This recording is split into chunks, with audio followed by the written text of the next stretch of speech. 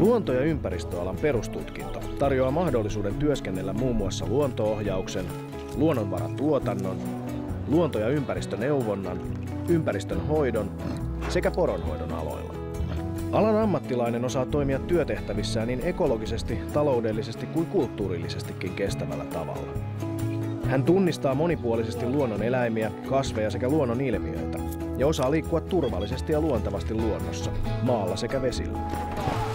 Alan erilaiset tehtävät edellyttävät tilanteen mukaista valmiutta fyysisesti raskaaseen työhön sekä henkisen paineen ja muutoksen sietokykyä.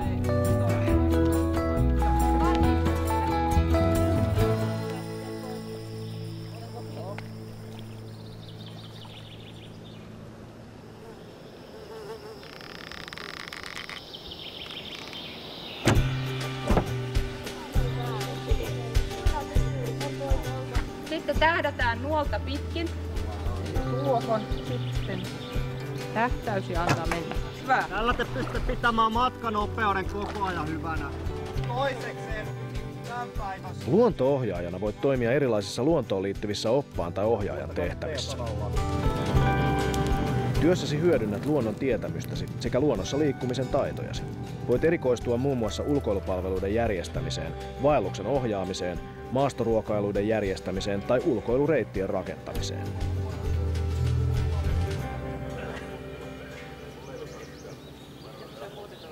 Ollaan oltu yksi yö nukkumassa metsässä ja ollaan melottu ja opiskeltu sitä. Ja tää on tosi tällaista käytännön painotteista tää opiskelu. Että just tällaisia retkiä tehdään. Meillä oli viime viikolla retki Evolle ja siellä me raivailtiin luontopolkuja. Sitten meidän opiskeluun kuuluu kaikenlainen luonnontuntemus ja kestävän kehityksen opiskelu. Tosi monipuolista ja ympäristöön liittyvää. Teidän tehtävä on nyt katsoa se, että tosiaan porukka pysyy kasassa. Joo. Ja se myöskin, että vilkuilkaa sinne taakse, että teidän vauhti ei ole liian kova suhteessa porukkaan. Ja muistakaa nyt teidän sana on laki. Te kun pyydätte porukan lauttaa, annatte ohjeita, niin näin tapahtuu. Heidän opintojen myötä niin heillä on mahdollisuus lähteä kouluttautumaan myöskin melontaohjaajaksi, niin tässä sitten käydään tämmöistä pientä introa siihen sitten, että mitä se oikeasti on. No niin, lähdetään siirtyä vesiin. Luonto-ohjaajana opit toimimaan eri vuodenaikoina ja erilaisissa sääolosuhteissa isojenkin asiakasryhmien kanssa, auttaen heitä kokemaan uusia elämyksiä suomalaisessa luonnossa. Eli kodassa sisällä on 3 tämmöiset tulukset. Siellä voi iskeä kipinää. Mun työkuva yleensä ympäristökasvattajana on se, että mä vedän luonto- ja ympäristöpainotteista ohjelmaa leirikoululaisille ja sitten myös päiväkotilapsille. Vedän jo erilaisia luonto-ohjelmia. Nuoli pysyy tässä itsestään, eli siitä ei tarvitse pitää kiinni, kun te ammutte. Me vedetään heille erilaista ohjelmaa.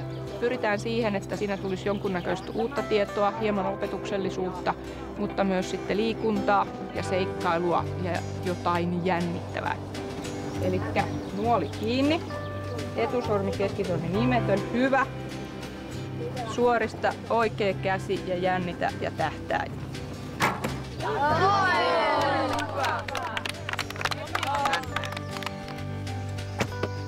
Melkein. Lensi karkuun. Hyvä.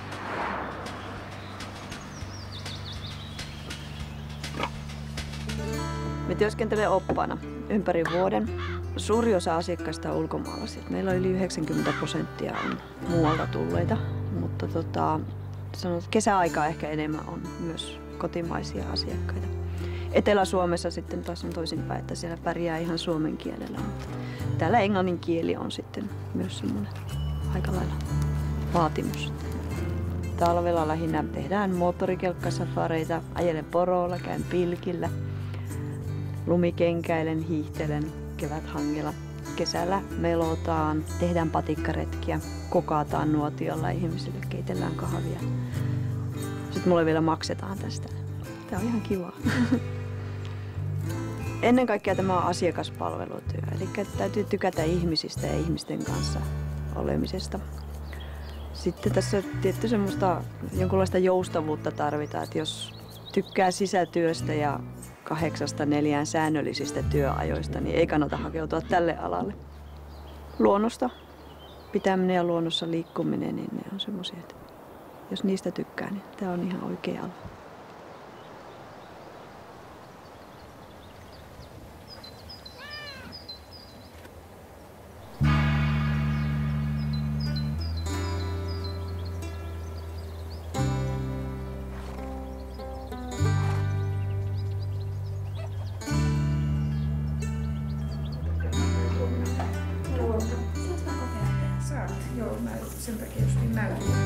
jatkaa tästä. Luonnonvaratuottajana olet luonnontuotealan asiantuntija ja hyödynnät luontoa kestävällä tavalla. Keräät tarvittavan raaka-aineen luonnosta tai viljelet itse erilaisia luonnonkasveja.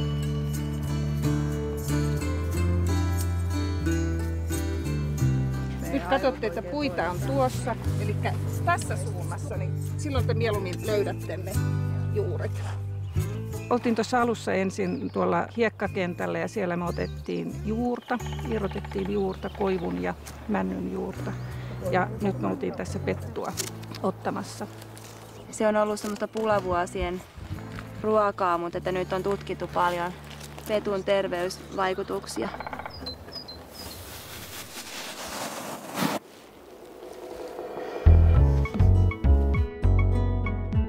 Luonnonvaratuottajana toimialaasi kuuluu muun muassa marjojen, sienten ja yrttien kotitalouskäyttö sekä niiden kaupallinen poiminta ja jatkojalostus.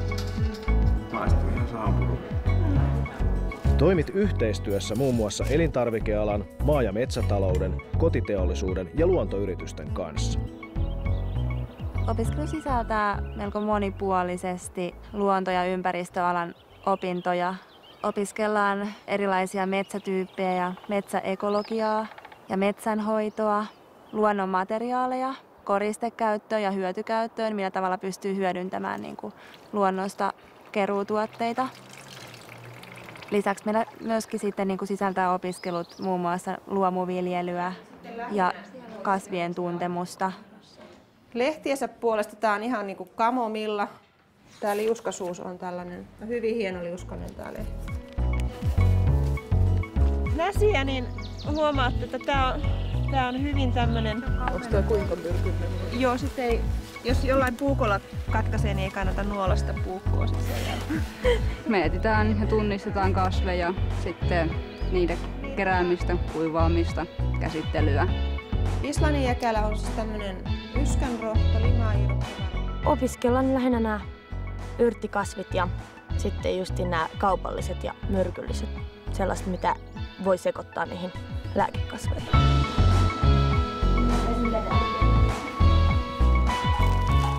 Kasvavia toiminta-alueita luonnonvaratuottajan alalla ovat viennin organisoiminen, tuotekehitys sekä jatkojalostus.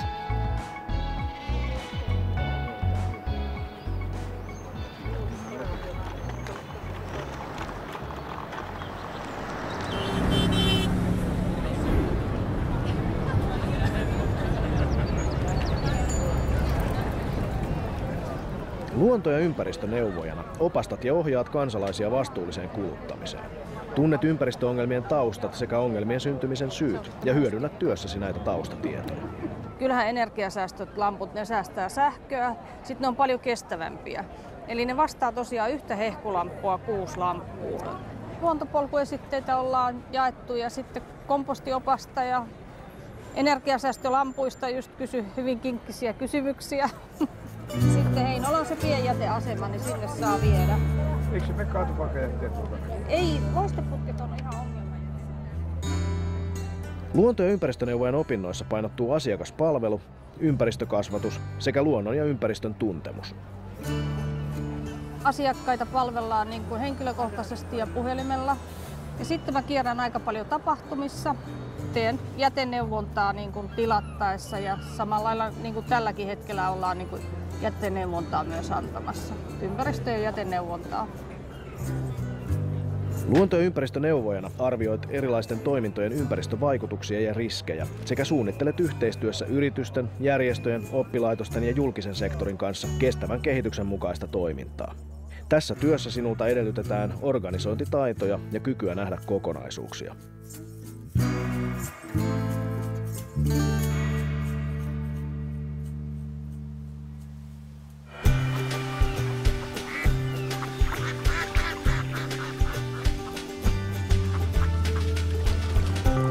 Ympäristön hoitajana työskentelet ympäristömme kunnostamisen ja hoitamisen tehtävissä. Teet erilaisia selvityksiä luonnosta, maaperästä, ilmasta ja yleensä ympäristön tilasta.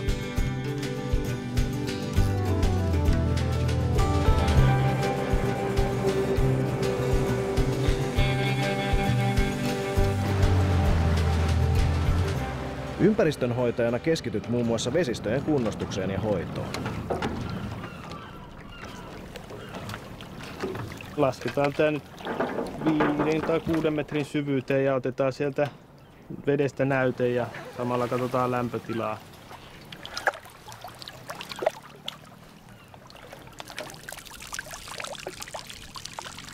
Ja vesi on 13,5 asteista. Sitten laitetaan tämä vesinäyte tonne pulloon. Tämä ala käsittää aika paljon eri asioita.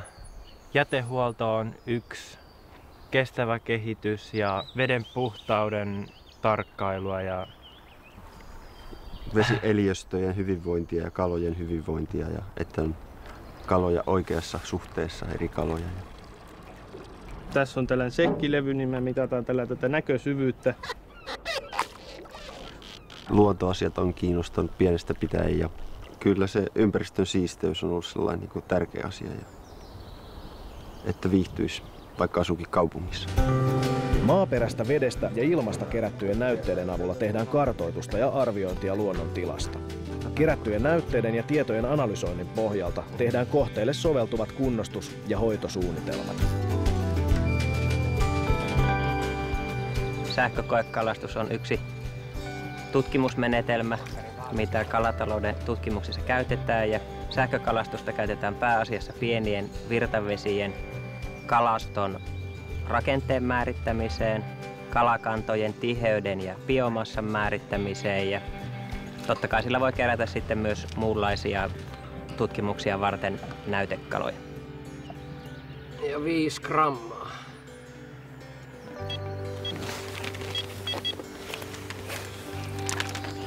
Me ollaan suunnistamassa täällä tutkimassa karttoja ja GPS-laitetta harjoittelemassa.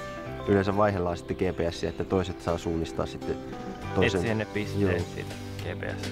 Suoraan. Opit tunnistamaan ja kunnostamaan erilaisia ympäristökohteita sekä valitsemaan niiden hoitomenetelmiä. Lisäksi saat valmiudet toimia muun muassa jätehuollon ja kierrätyksen tehtävissä. Mun mielestä mitä tulee niin noihin jätehuoltoasioihin, niin kaikkien pitäisi osata niistä jotain. Eli se oli jo yksi syy, että miksi mä tulin tänne. Mutta sellainen ihminen, jolla on avoin mieli, sopii mun mielestä tälle alalle.